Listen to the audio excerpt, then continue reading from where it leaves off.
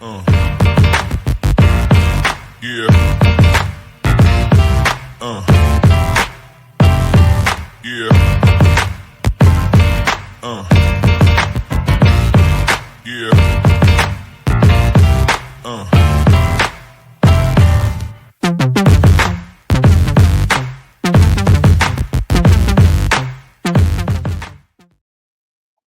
Yo, what's going on, everyone? Welcome to this week's episode of River City 93.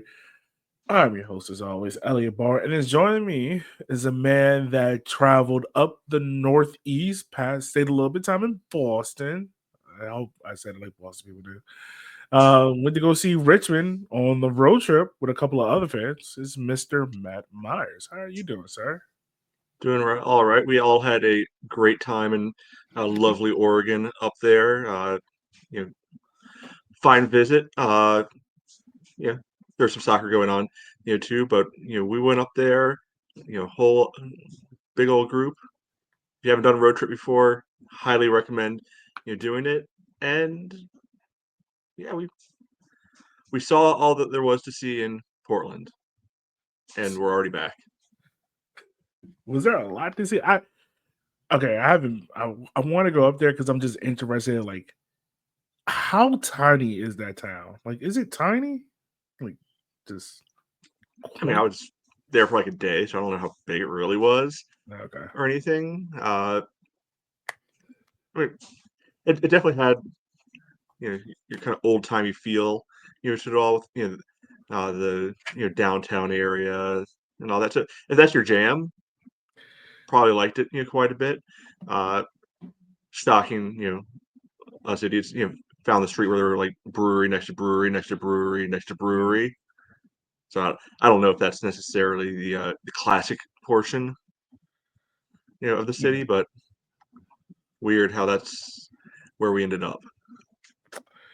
I mean, when you go on a road trip with 25 people, the common factor is always where's the food and where's the beer. And that's how it goes most times. So, yeah. Which, by the way, this is a great segue. If you want to go on another road trip, me or Matt are going to Madison in September to go see the Roos play against that pink team. And the more the merrier. Yeah, join on in. Yeah, join on I mean, in. pay your own way. I'm not that nice, but and let us know you're going to be there. We'll hang out.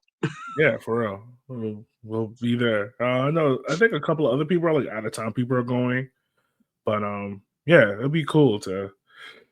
It's always cool when you get the chance to do an away trip in USL League One because there's not many clubs close to us. So getting to do one is always fun.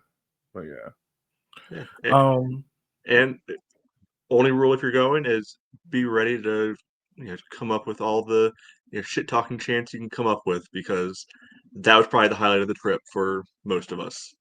uh, we'll talk about that a little bit more in this episode because the game wasn't much to talk about. Spoiler alert. Before I give you the spoiler alert, if you haven't already, make sure you like, share, and subscribe. You're watching this on YouTube. Share with a friend. If you want to donate to the podcast, you can gratefully do so at rivercity93.com/support. But yeah, spoiler alert. If you Spoiler, haven't, huh? who's listening to this who didn't hasn't watched the game or looked up the result? You never know. And you know, Okay, yeah, look, I'm just trying to be nice. But yeah, in a 0-0, Portland wrote they wrote a poem about it. I saw that Instagram post where they made like a poem about their draw, and oh, I'm like, they're a bunch of self-important, you know, faux intellectuals who think it's clever and what apparently do it on all of them. If anybody wants more about that, find Kate, at the next game or watch party or whatever. Talk to her about that. It'll kill at least 15 minutes for you. okay, so I need to ask. I wish Kate was on the show tonight. What? How? How enraged was Kate during this whole road trip? I mean, I didn't travel with them. Most of them, I love all of our friends. I love all of our fans. Henry and MJ are the only ones I think are intelligent because they're the only other ones who flew. Yeah. The rest of them fools drove up there. Yeah, I did see that. I'm like, So yeah, no idea, that portion of it. But yeah, I mean, if you've talked to Kate, you know how she feels about Portland and their supporters groups and their mhm. culture and everything before we had ever played them and before we had ever met any of them. Uh, I thought she was much better behaved than I expected. Okay. That's a win. That's a win. All right. That's what's up. So I mean, you were up there personally, so you have better firsthand experience than me. Because I'm not gonna lie, did I watch the game at 5 p.m. on a Saturday at a birthday party? No, I had it on, but I wasn't paying close attention to it. Did I watch the highlights, knowing that it was a 0-0? No, because I saw that was only one shot on target for Portland, and I saw the save that their goalkeeper made against us. Am I excited because it's Pablo Hara's first clean sheet in a Richmond Kickers jersey? Absolutely yes, and that is the point that I am willing to go with on this game. Yeah, I mean, I think that was the big surprise when we saw the lineup at first. Uh, you always know that you can mostly guess and predict, what we're going to see. Maybe a slight variant in there Yeah, somewhere. But yeah, I don't know if we realistically expected Pablo to get the call. He came in. It's more back to the old shape. But like Ryan Bear went to the bench. mhm. No Emmy at all in the team. So I don't know if he's banged up or just dropped. Uh, so little changes here and there, but I mean all in all the guys look.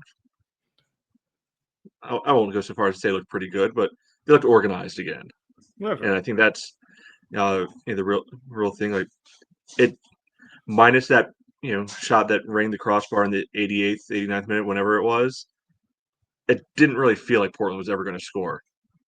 Now, in fairness, didn't often feel like we were going to score either. Bear had that absolute laser that brought out a good save, but other than that, the only other danger points were like, all right, well, this could become dangerous, but never really became dangerous type moments, if that makes sense. Yeah, that makes sense. So you were up there personally. So really, I'm gonna be asking you questions and then normal our discussion about it. But like,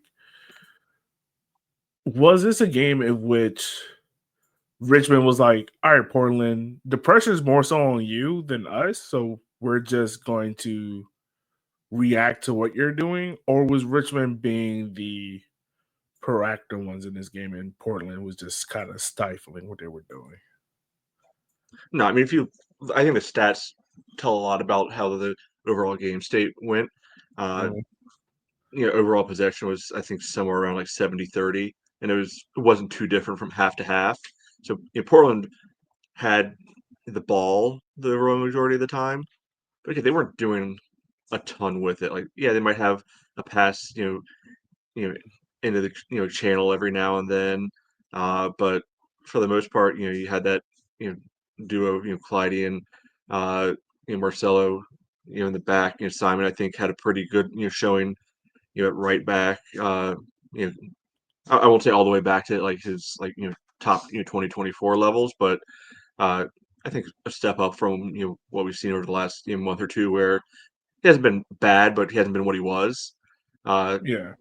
and I think you know you saw a little bit more of why Darren likes a guy like Niels in the midfield there, Mhm. because it's not like the raw defense piece of it, but he can help to be able to organize and cut out passing channels and force the ball into a different direction that maybe they don't want to go. Okay. Yeah.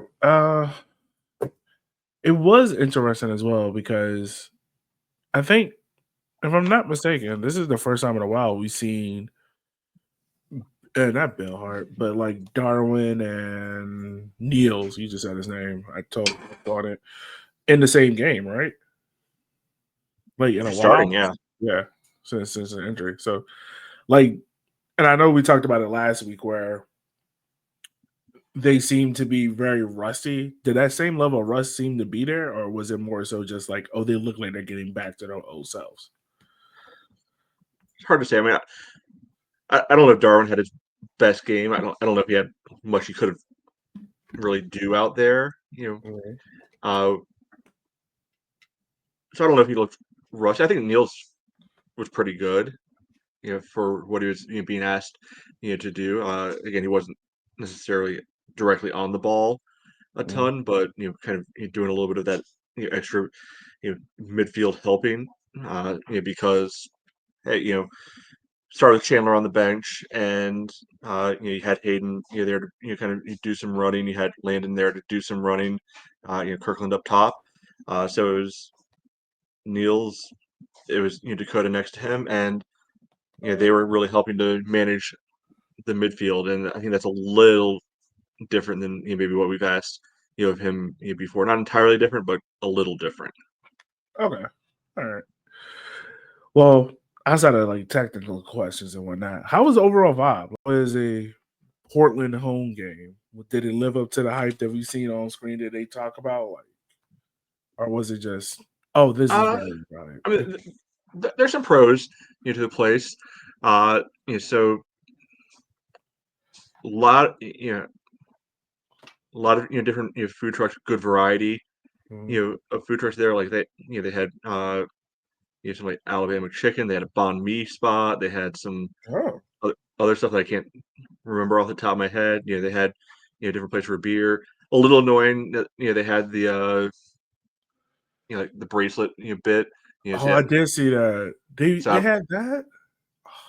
yeah, so That sucks. was it the end of the world? No, just annoying that I went up to go buy a beer the first time, and they were like, "Oh, you need to have a bracelet." I'm like, "Do I look anywhere close to 21 to you? Like, Yeah. do you see how much white is coming in? You know, Do in you this beard?" see this? Yeah. So I went over there, showed my ID. I'm back 30 seconds later, and my beer is sitting there waiting for me because they knew I was coming right back. So it's like, I mean, on one level, okay, cool. Appreciate the attention to detail. At the same time, come on, what's with the charade? Yeah, yeah, I feel Uh, you. and the stadium itself, it looks like a generic high school football stadium, Okay, right? it's turf, right? It's not grass. Oh yeah, it's definitely turf. What was your favorite color on the field? From what I saw, it looked like there was a black line and a white line. Was there multiple other lines with that? Oh, there was red, there was blue. I think the line for the 18 was pink because you could barely see it. Okay, that makes sense because I was having a hard time picking that up. Okay, Yeah, so there were field hockey lines, lacrosse lines, like all the usual stuff you get at all these like multi-purpose municipal stadiums. yeah. Stands were a little, you know, reheating. Like they were not stable at all. Oh, Like like pregame, I went to just step from stand on one bleacher down one row, and definitely it shifted a little bit, and I slight that's not tumble. good. I'm fine. I was That's not fine, but good. Okay. I was like, oh, okay, not doing that anymore. Yeah, no, no, no, no. They're not as Uh, sturdy as the. I'm not gonna lie. My biggest fear, and it's happened a few times to other people, is like in City Stadium when you walk down the bleachers and you just slip. And I'm yeah, always afraid that's going to happen to me. I'm glad it didn't happen to you in Portland, but yeah, that's my biggest fear. yeah, it's not bad. I mean, it's better than baseball, Okay. because you're actually looking at the field everywhere. Yeah. Uh, I don't think it's anything special. I think they could be able to do a lot more if they're able to get their own place. I mean, the upside of it is it's not that big, so they you know 5 to 6,000 you know gets kind of crammed in tight as a result. Okay. All Uh, right.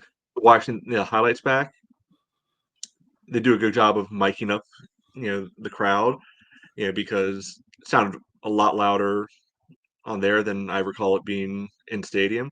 It could just be how the noise carries or doesn't carry in certain directions. Yeah. Yeah, because we were like right across from their fans, and you could hear them, but it's not like it was like an overbearing echo chamber or anything. Okay.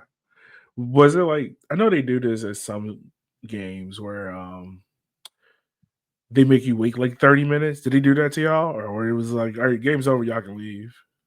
Yeah, they made us enter in 75 minutes beforehand. What? Yeah, 75?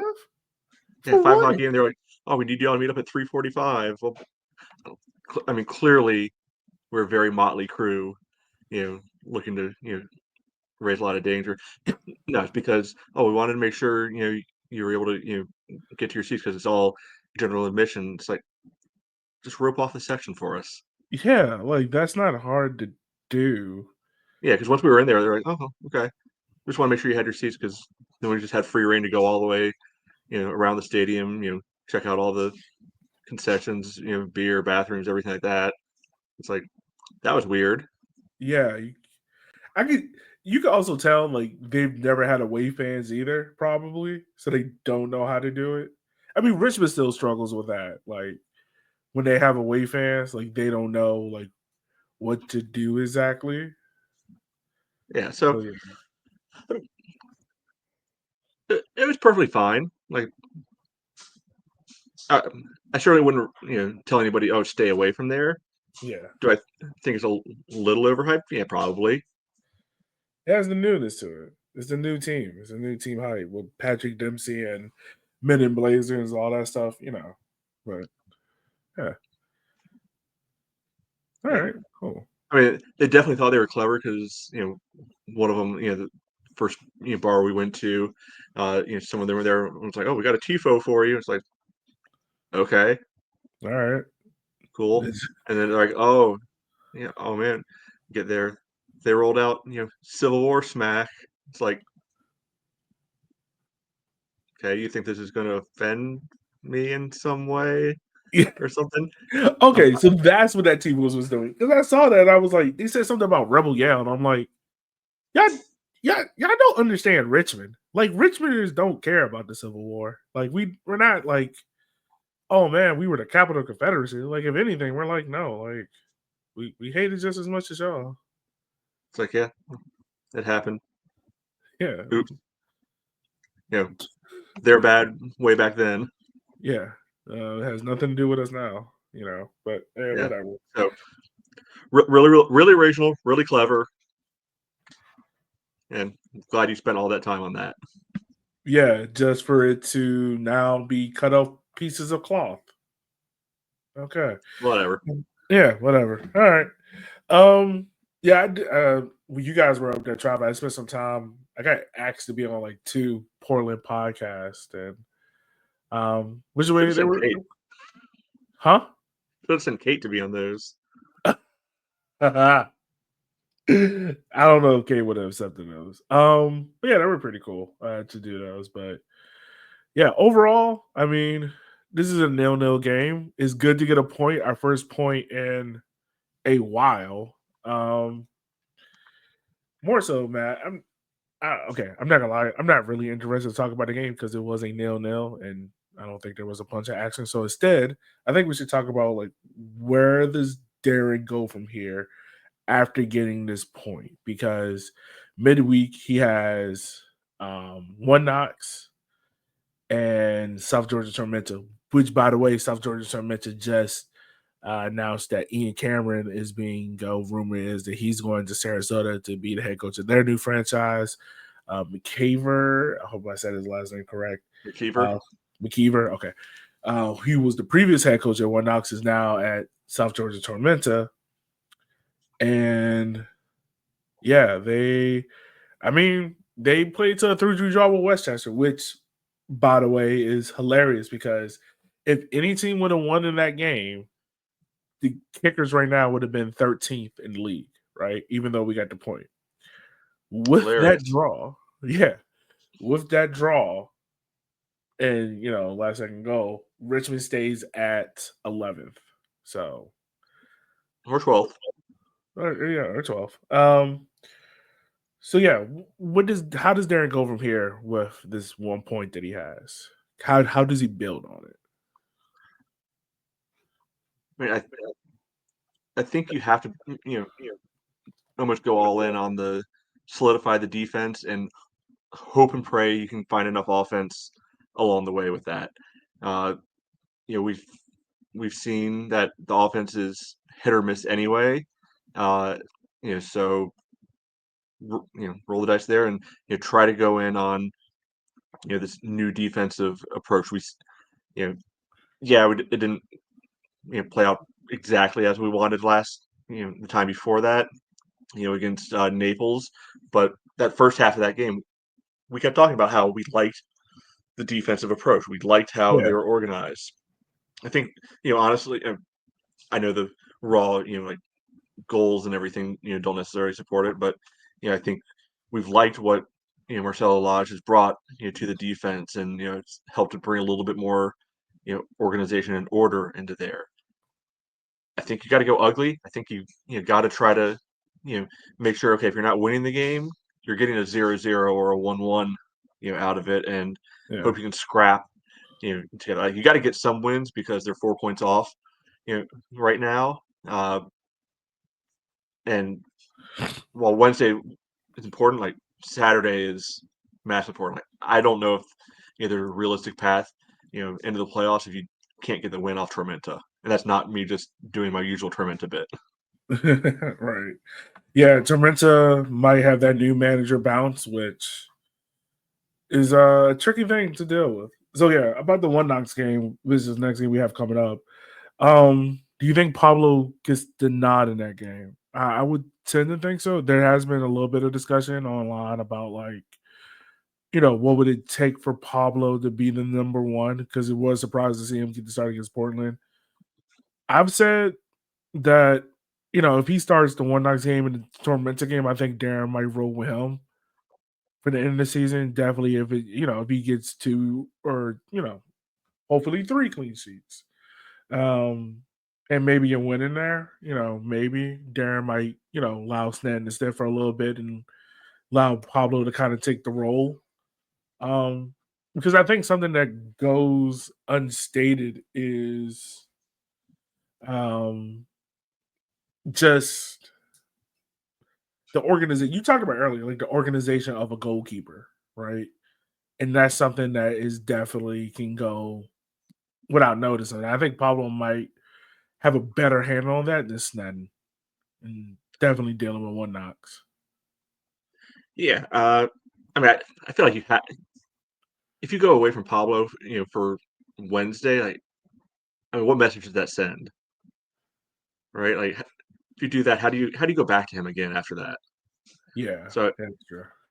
yeah, so I feel like you pretty much you know ride with what's been working, not been working, worked once, and you know see it through. If it falls to absolute crap on Wednesday, all right, you can reevaluate then, see if you want to go back to James if you stick with Pablo through the weekend against his old team.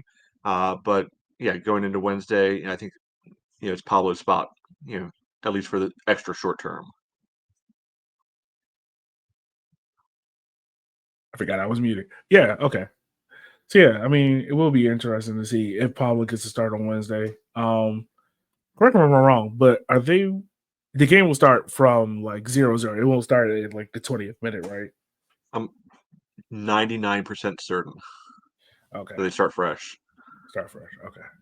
So if we're looking at this, how does Darren build this team out for a midweek game on a Wednesday? Does he go out with the same lineup he had against Portland, or does he do a slight? I doubt there'd be heavy rotation, but does he go for more so like a balanced rotation where maybe a Ryan Bear or a Chandler Dwyer gets a start? Yeah, I wouldn't be surprised to see both of those come back into the team because yeah, I don't think you necessarily look at it from the one game point of view. I think you look at it as a trio of games together. Yeah, Those guys had limited minutes on Saturday. So presumably they're going to be a little bit fresher, but also with that eye towards it's coming Saturday. Like you know, there's some guys who can be able to go all 3 games. Like bet every dollar that unless we find out there's a big injury, Simon's going to be out there each game. Bet Kirkland's going to be out there, each game. I bet Dak is almost certainly going to be out there, each game. Right now, Lodge is probably going to be out there each game. The rest of the pieces they could change a little bit, here or there. So I wouldn't be surprised if between the Portland game, between the Knoxville game, and the Tormenta game, maybe we see a total of let's call it 15 different starting players come through, and maybe you gradually bring back a Darwin, you gradually bring back a Niels, allow guys to build some of that you know fitness back up a little bit more, and by giving them a combined 100 and 35 minutes over the next 2 games. They'll miss one of the 4 halves, and that's what Darren and Mika are there for, to be able to figure out which combinations rest against Knoxville. I would personally lean towards make sure your best team is ready for Saturday, and if it means there's a little more rotation on Wednesday, so be it, because we're not competing against Knoxville necessarily. We're competing against Tormenta. Knoxville, they're going to finish top 4, almost certainly. That's a game where if we get something out of it, great. If we don't get something out of it on the road, fine. Like I said before, Tormenta, if we don't get those 3 points, trouble. So that's, I think, the way you have to approach it. Hopefully, I approach it better than my laptop, like slowly dying and be over here trying to, electrician. But I got everything together, folks. We're back. All right, yeah, but no, I heard everything you said. Yeah, I mean, I agree with that. I think Darren does have a tricky part in his hand because, and by the way, our monthly episode with Coach Darren is going to be next Tuesday, because this week they have midweek. But I am interested to ask him about, like, how do you balance a squad that you are trying to get form back into, mixed with players that are coming back from injury? Because, like, you had Darwin, Niels, Maxey, and even Bill Hart, even Chandler O'Dwyer for a part, like, come back from injury at some point, and how is he balancing all of that, especially given the stretch that this team probably needs to be competing at their best going forward? Yeah, I mean, I think it's going to be a good question, because you can certainly be able to manage guys back up to fitness, but it's balancing that versus the need to win right now. Like, Yeah, it's not May anymore where you can kind of wish cast a little bit of like, okay, well, we can do this and it'll pay off in the long run. Like, long run's almost gone. Like, by the time we talk to Darren, there's going to be 10 games left in the season. yeah, and I mean, look, I know there has been a lot of slack against Darren, and rightfully so. It has not been pretty. But one thing you can say, if Darren is in an earshot of a playoff spot, he's more or less gotten in. Like 2021, gotten in. 2022, we know how beautiful that year was. We don't talk about 2023. And then 2024, you got in. I mean, you did leave off one of those, but which one did I leave off? Oh, 2020. 2020. Yeah. Okay. So he's what, two out of 3 if he's in an earshot? 2024, 2023, he wasn't close. The team was 2022 was safe. Yeah. So yeah, if you want to frame it that way, sure. Yeah.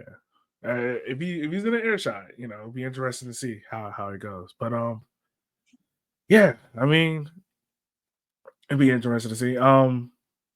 Another, I want to get your opinion on this because I've been having a hard time trying to understand him as a player.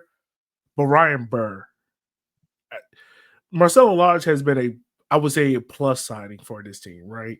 Mm-hmm. Even though this team hasn't won yet since he's been signed, I would say he's been a plus in that center back position. just because of his organization. Also, was it this game that he was bleeding on the side of his head? Oh, he was rocking the the bandage bandana. Oh, they didn't pull out the swimmer's cap. Oh no, you can't hide all that wonderful flow. Yeah, sure, yeah. But yeah, like I would say he's been a positive. What's your thoughts on Ryan Burr?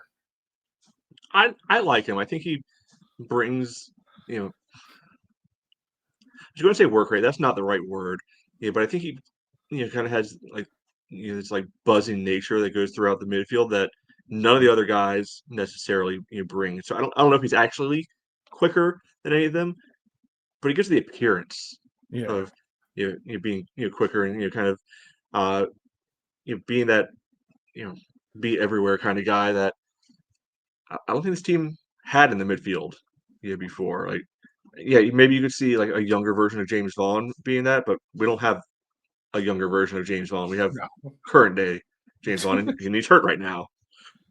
So yeah, doesn't do us any good. But uh, so I like him. I think you can be able to see with his movement, with how he you know maybe needs to tone down the aggression a little bit. I swear that the guy's got a yellow card like every single game he's been with us already, I think so. It wouldn't or surprise me. if not every game, a lot of them. Uh, Yeah. but I mean, you had to love him just ripping that volley on Saturday.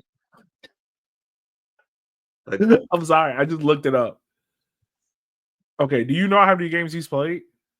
what, probably 5, 6. 6, Do you want to guess how many yellow cards he has?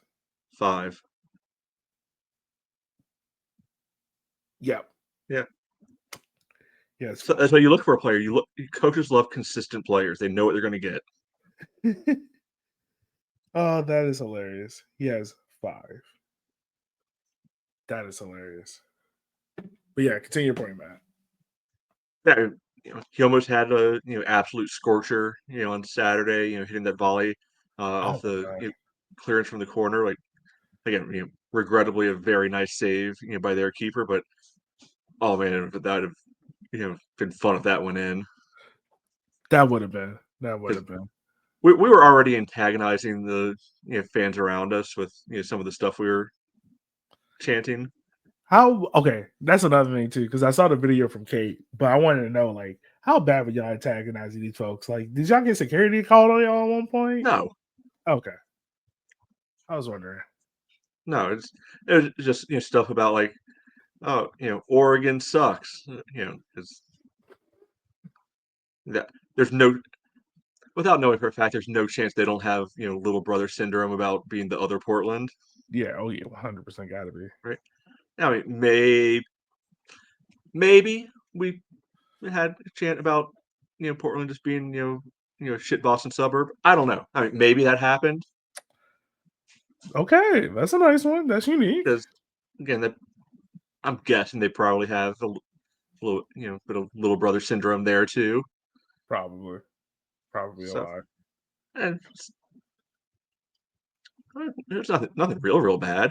Not, nothing too hurtful. Just a lot No, of we've been told before that we need to be more welcoming and be nicer. I think we're pretty nice with the chance. We could have gone way worse, and we choose not but to. for all we know, they agree that Oregon sucks, Yeah, there we go. right? So Yeah, maybe if it they would. chose to take it a different way, that is on them. That is true. Yeah, and That maybe is they true. need to look a little. Maybe they need to look a little inside and wonder why that statement would have hurt them so much. A little bit of self therapy, Matt. A little bit of self love. Yeah, yeah. It's not about us. It's maybe a little bit about you. Right. Right. I mean, I know we've been saying it for the last couple of weeks, but like this feels another pivotal moment for Darren.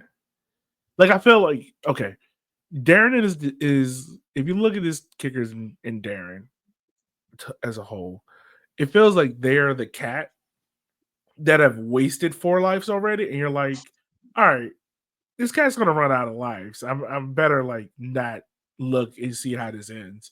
And then some way they're gonna find a way how to use those 5 lives to get into the playoffs and surprise everyone.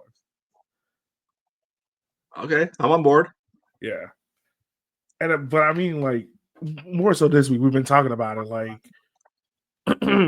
does it feel like this is like the pivotal moment again? Like we've talked about it before. I know, like the last 2-3 weeks, like, oh, this is the pivotal. This is the pivotal moment.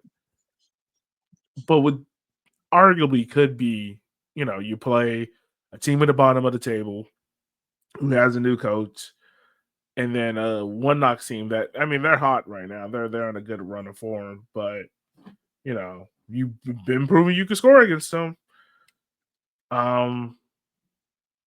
Does it feel like Darren is like, all right, this is the start of like his famous quote of every game now is a playoff game? Like, is this the start of it? I mean, it's got to be getting close. I don't. It might be a little too early for that because we're what six.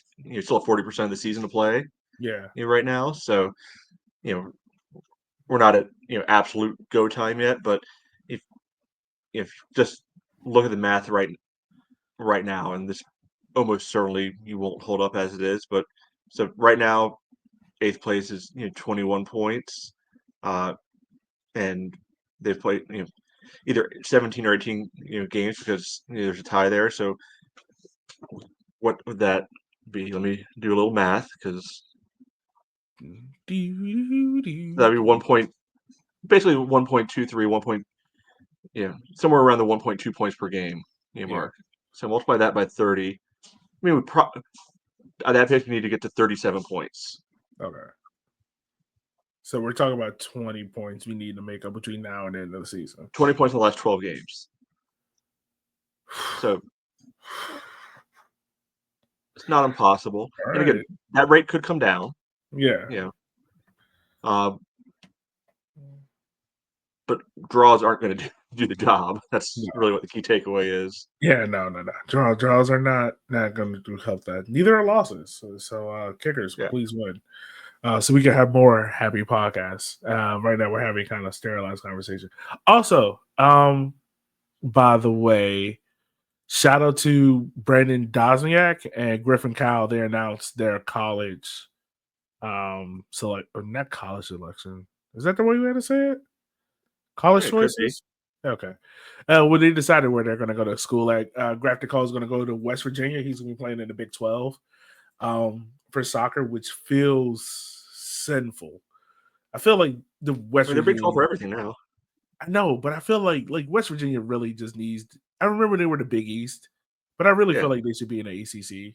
Like just here.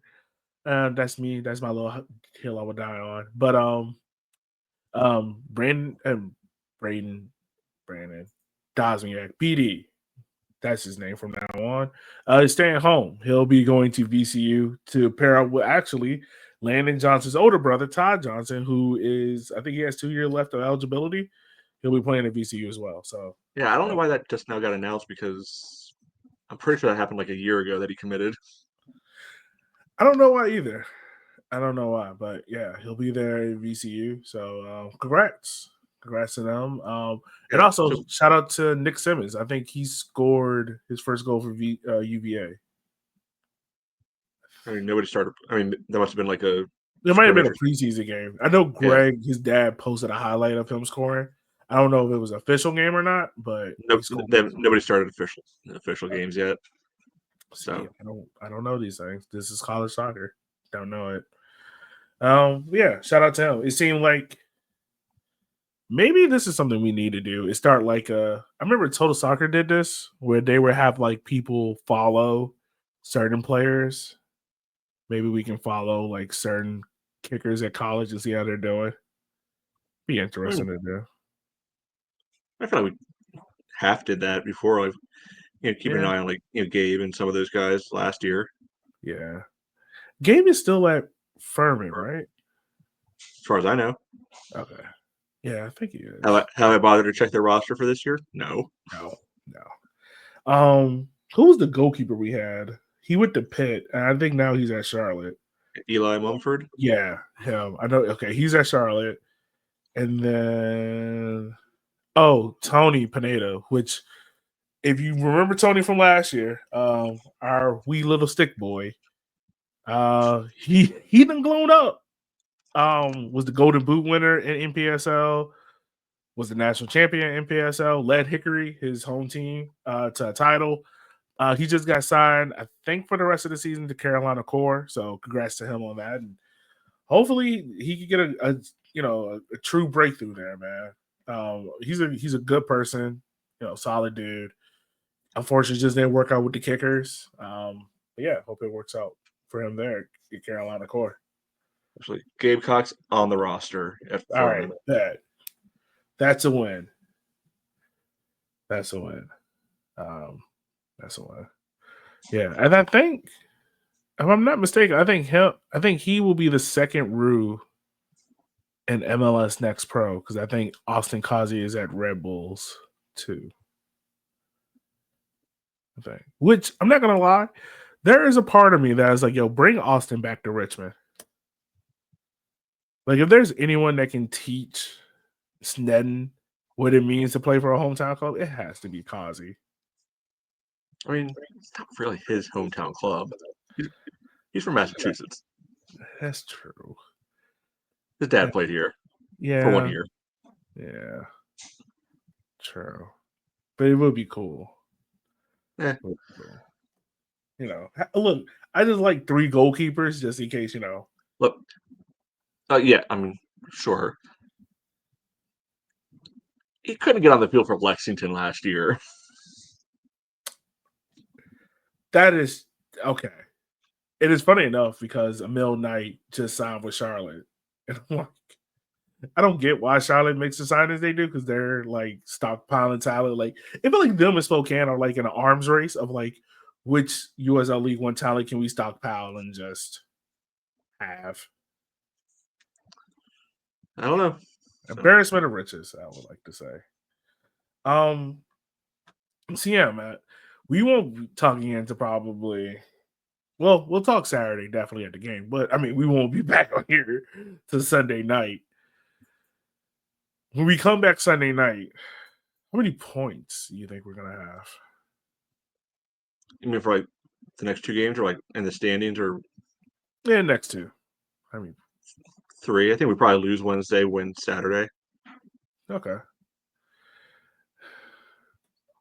I'm gonna go out on a dinger and say 4. Like, It's possible. I think we'll win 1, and we'll back into a draw in another one. Which one's which? I think One Knox feels like a draw, and Tormenta feels like the win. Like Tormenta, I've said this before. Like, there's certain games in League One that feels like get right games for teams. It feels like this is the get right game for Richmond against Tormenta. And hopefully. I'm also thinking, does Darren even play Darwin on One Knox? It just be like, you're sitting. I don't care what you say. I've seen this story already, and I don't need it to happen again. I don't think he goes that far with it, but like I was saying before, I could see him starting out on the bench, and maybe you bring him on, for the last half hour or so if needed. Yeah. All right. So yeah, that's gonna be interesting and fun. But yeah, man. Anything else for you before we wrap up? No, like I said, if you get the chance to go to an away game, absolutely recommend it. Do it. They're just fun in a different way, than home games. Especially if you got a group going with you. All the folks that were up there, had a good time. Hopefully everybody made it back all right, in one piece. It seemed like they did. I mean, some of them are probably still on the way back because, again, fools driving. How long is that drive? Too long. I don't know. And gas prices? Lord Jesus. That's a Yeah, them problem, not a me problem. Yeah. Look, all I'm saying is if we making that kind of road trip, I need everyone to chip in on a full tank of gas. I'm not taking 10s, 20. No, full tank. Back it to and from. Full tank. And we making shifts. Woo, buddy. That is yeah. Yeah, that's fun. All right. Well, look, we're going to Madison, like I said, in September. We're gonna have a bunch of fun. I'll be getting there early Friday. Matt, you're getting there like what, midday Friday? Whenever I feel like getting there on Friday. That works. That totally works. But yeah, we'll have a lot more to talk about between that and then. But hopefully, the next time that we talk to you, we're talking about some positive points for the kickers and the kickers making their slow ascend into the USL League One playoffs. But for Matt, Shanair, and the rest of the crew, and myself, we just want to say thank you for taking the time of your day for listening to our podcast. Because without you, we couldn't do this, and we wouldn't want to do this. So if you feel in your hearts, please donate to us at rivercity93.com/support. Also give us a like and subscribe and share with a friend. But yeah, man, I'll see you Saturday. And for everyone else, be easy, be safe. And as always, do something nice for someone. You never know how you can help them. We'll see you guys next week. Be easy and be